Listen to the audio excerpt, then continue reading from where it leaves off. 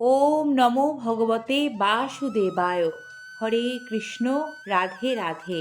নমস্কার সম্মানীয় দর্শক শ্রোতা। আজকের পর্বে আমাদের নিবেদন শ্রী বরুথিনী একাদশীর ব্রত মাহাত্ম্য কথা পাঠ ও শ্রবণ। এটি হলো বৈশাখ মাসে কৃষ্ণপক্ষের একাদশী। বৈশাখ কৃষ্ণপক্ষিয়া বরুথিনী একাদশী ব্রত মাহাত্ম্য ভবিষ্যোত্তর পুরাণে যুধিষ্ঠির শ্রীকৃষ্ণ সংবাদে বর্ণনা করা হয়েছে।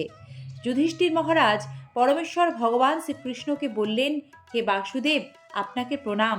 বৈশাখ মাসে কৃষ্ণপক্ষের একাদশী কী নামে প্রসিদ্ধ এবং তার মহিমাই বা কী, তা কৃপা করে আমাকে বলুন।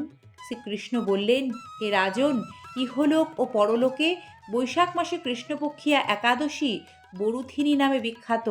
এ ব্রত পালনে সর্বদা সুখ লাভ হয় এবং পাপ ক্ষয় ও সৌভাগ্য প্রাপ্তি ঘটে।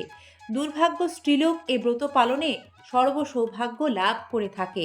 ভক্তি ও মুক্তি প্রদানকারী এই ব্রত পালনে সর্বসৌভাগ্য লাভ হয়ে থাকে। ভক্তি ও মুক্তি প্রদানকারী এই ব্রত সর্বপাপ হরণ এবং গর্ভবাস যন্ত্রণা বিনাশ করে। এই ব্রত প্রভাবে মানধাতা, ধুন্ধুমার আদি রাজারা দিব্যধাম লাভ করেছেন। এমনকি মহাদেব শিবও এ ব্রত পালন করেছিলেন। 10,000 বৎসর তপস্যার ফল কেবলমাত্র একটিমাত্র বরুথিনী একাদশী ব্রত পালনে লাভ হয়।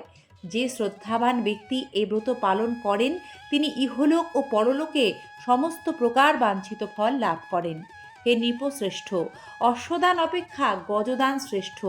গজদান থেকে ভূমিদান, তা থেকে তিলদান, তিলদান থেকে স্বর্ণদান এবং তা অপেক্ষাও অন্নদান শ্রেষ্ঠ। অন্নদানের মতো শ্রেষ্ঠ দান আর নেই। পিতৃলোক, দেবলোক ও মানুষেরা অন্নদানেই পরিতৃপ্ত হন। পণ্ডিতেরা কন্যাদানকে অন্নদানের সমান বলে থাকেন। স্বয়ং ভগবান গোদানকে অন্নদানের সমান বলেছেন। আবার এই সমস্ত প্রকার দান থেকেও বিদ্যাদান শ্রেষ্ঠ। কিন্তু এই বরুথিনী ব্রত পালনে সেই বিদ্যাদানের সমান ফল লাভ হয়ে থাকে। পাপমতি যেসব মানুষ কন্যার উপার্জিত অর্থে জীবন ধারণ করে, পুণ্যক্ষয়ে তাদের নরক যাতনা ভোগ করতে হয়। তাই কখনো কন্যার উপার্জিত অর্থ গ্রহণ করা উচিত নয়। যে ব্যক্তি বিভিন্ন স্বর্ণালঙ্কার সহ কন্যাদান করেন তার পুণ্যের হিসাব স্বয়ং চিত্রগুপ্তও করতে অসমর্থ হন, কিন্তু বরুথিনী ব্রত পালনকারী কন্যাদান থেকেও বেশি ফল লাভ করেন। ব্রতকারী ব্যক্তি দশমীর দিন কাঁসার পাত্রে ভোজন, মাংস, মসুর, ছোলা, শাক, মধু, অন্নের প্রদত্ত অন্নগ্রহণ, 2 বার আহার ও মৈথুন পরিত্যাগ করবে। দ্রুতক্রীড়া, নেশাজাতীয় দ্রব্য, দিবানিদ্রা, পরনিন্দা, পরচর্চা, প্রতারণা, চুরি, হিংসা, মৈথুন, ক্রোধ ও মিথ্যাবাক্য একাদশীর দিনে বর্জনীয়। কাঁসার পাত্রে ভোজন, মাংস, মসুর, মধু, তেল, মিথ্যা ভাষণ, ব্যায়াম, 2 বার আহার ও মৈথুন এসব দ্বাদশীর দিনেও পরিত্যাজ্য। হে রাজন, এই বিধি অনুসারে বরুথিনী ব্রত পালনে সকল প্রকার পাপের বিনাশ এবং অক্ষয়গতি লাভ হয়। যিনি হরিবাসরে রাত্রি জাগরণ করে ভগবান জনার্দনের পূজা করেন তিনি সর্বপাপ মুক্ত হয়ে পরম গতি লাভ করেন। তাই সূর্যপুত্র যমরাজের যাতনা থেকে পরিত্রাণের জন্য পরম যত্নে এই একাদশী ব্রত পালন করা সকলেরই কর্তব্য।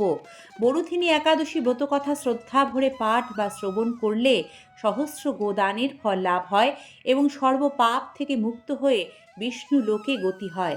অথ শ্রী শ্রী বরুথিনী একাদশী ব্রত মাহাত্ম্য কথা সমাপ্ত। হরে কৃষ্ণ কৃষ্ণ কৃষ্ণ হরে হরে, হরে রাম রাম রাম হরে হরে।